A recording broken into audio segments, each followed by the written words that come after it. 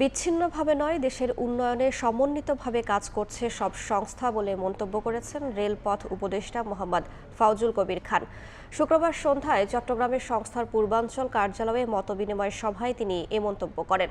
বলেন, রেলের বিশেষায়িত হাসপাতালগুলোতে সমানভাবে চিকিৎসার সুযোগ পাবেন সর্বস্তরের মানুষ। রেলকর্মীদের ওপর হামলা হলে যথাযথ আইনি ব্যবস্থা নেওয়ার কথাও জানান ফাউজুল কবির খান। বন্দর থেকে যে জায়গাতে সে রাস্তাটা মিলবে স্যার, আমি কিছু দাবি নিয়ে বলবো। এমওইউ করব, যে এমওইউর অধীনে এই হাসপাতালগুলোকে রেলওয়ে হাসপাতাল এবং জেনারেল হাসপাতাল করে দেব। মানে এর ফলে হচ্ছে যে রেলের লোক ছাড়াও এখানে যে কোনো সাধারণ রোগী চিকিৎসা গ্রহণ করতে পারবেন। লোকোমোটিভের কারখানা আছে পার্বতীপুরে এবং ওই যে কোচ মেরামতের কারখানা আছে সৈয়দপুরে।